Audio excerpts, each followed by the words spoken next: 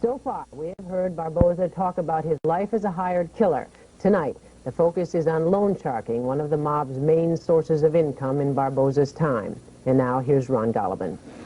Matt, no one knew loan sharking better than Joseph Barboza, or Baron, as he was also called. This 1970 interview with him provides a look into the world of loan sharking through the eyes of someone who lived it.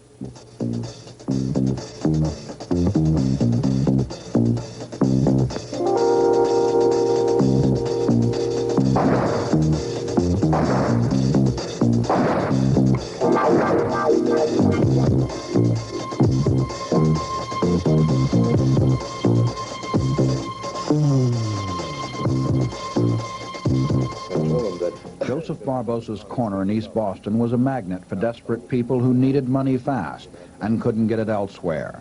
Interest, or vigorish, was high, and the collection methods were low. But Barboza claimed he always warned the customers first. When we made the deal, I tell every person, don't take this money if you can't pay it every week. I prefer you not take this money because it can lead you into trouble. If a customer did take the money and couldn't pay it back, there was trouble. This was almost typical. If a guy was 7 weeks late, say in the area of six or 7 weeks late, and he was hiding, and I found him, I threatened him, and I told him that you better come down the corner and straighten this out.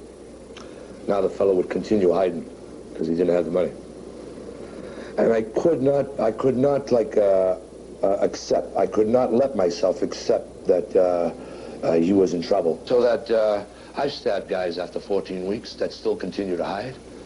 You know, I stabbed them in the face, I stabbed them in the legs, I stabbed them in the arms, I stabbed them in the chest. You understand? Barboza and other loan sharks justify this kind of treatment on the basis of the deal. And surprisingly, they say even the recipients of the violence agreed. See, most of these people, the ones that I heard, knew that I was right. Maybe I was wrong in the way that I did it, you know, as far as the excess violence that I did it, but still they said that they deserved it. They didn't relish it, but they knew as far as the deal itself, they were wrong. The money made on loan sharking is enormous. For example, Joe Barboza had just one corner and one section of East Boston. It grew up to $5,500 a week. Interest. How much money did you have out to get $5,500 a week? Well, I was a little lucky. I only had about $65,000. I had one man that I gave $21,000 to, and he used to give me $1,800 a week vigor. There are some freelance loan sharks, but very few successful ones. The successful sharks are soon paid a visit and are usually made an offer they can't refuse. You start out with $1,000. That ain't nothing. Once you start making some good money, that's when they step in on you and say, listen, we'll be able to write to Shylock. Shylock belongs to, you know, to the office. And you've been doing Shylock for a long, long time. Excuse me, Joe, what do you mean by the office? To the office, in other words, it goes an archer. They wait till you make some money. Then they say, all right, we're your partners. We want 50% of your business. Any trouble that you have, we'll take it. You don't have to hit nobody. You don't have to do this. They didn't do that. What do you mean hit? I mean anybody. You know what they use. What they use if they hit you. You know, slap you, stab you, hit you with some kind of an implement. Or I'm going to tell you something. If anybody died from Shylock, it'd be a $90 customer. It won't be a $5,000 customer because that doesn't get you your money back. Tomorrow, Barboza will define the structure of New England organized crime and name the leaders, the same people the government claims still rule the underworld.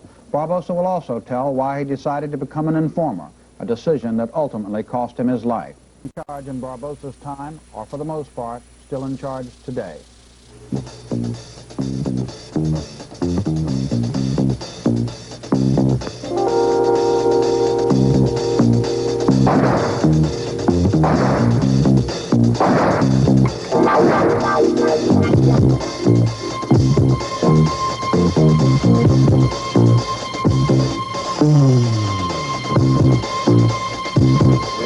In this 1970 interview, Joseph Barboza defined the structure of the New England mob.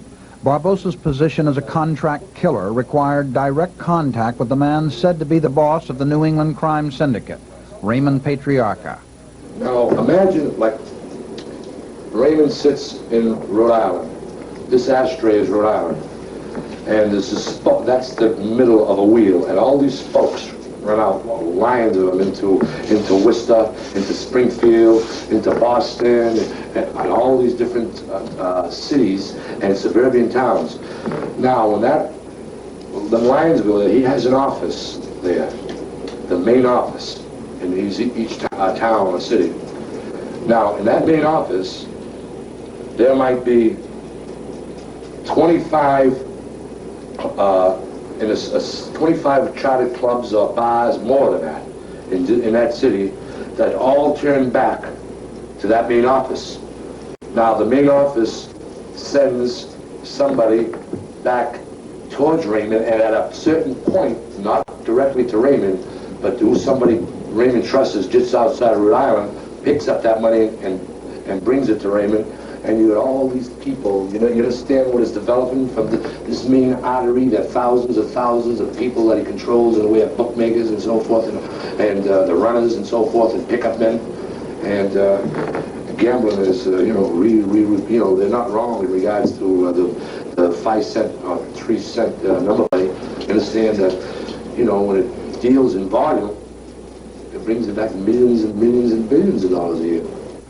The indictments last week against Boston's alleged mafia leaders confirm that such structure still exists as described by Barboza, and that Raymond Patriarca of Providence, Rhode Island, is the boss of that syndicate. Barboza described the simple way that members of the syndicate are identified to each other. Joe, this is Jim. Jim is our friend. Joe is our friend. Understand? Or they'll say, they never, if there's somebody that's not connected, they never say our friend. I want you to meet so-and-so. It was some of these same so-called friends who double-crossed Barboza and caused him to turn informer and to go on to become the most important witness against the mob ever. Here he reads from an undelivered letter to Patriarca, citing his reasons for doing so. They killed Tash and Tommy DePrisco in the nightlife. They took off their persons money totaling over $70,000, which belonged to me in regards to the bail. Killed Chico on December 7th, 1966. Raymond sent word to me that if I go to his office and straighten it out, then nothing would happen to my wife and child.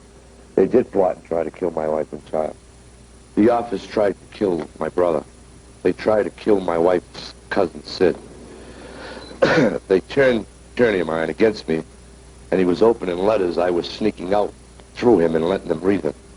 The office spread the rumor that they were mad at me for shaking certain people in nightclubs down, even though I never moved on any club or person until the office gave me the okay.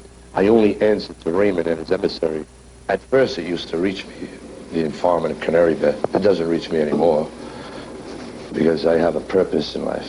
I have only one purpose, and that is, the best way I can put it is to get a little peace of mind. That peace of mind lasted about 5 years. The mob had the last word. On February 11th, 1976, Barboza was gunned down in the streets of San Francisco. Last week, 2 reputed gangsters in Boston, Gennaro Angiulo and Ilario Zanino, were arrested and charged with plotting Barboza's murder and that of 2 of his friends.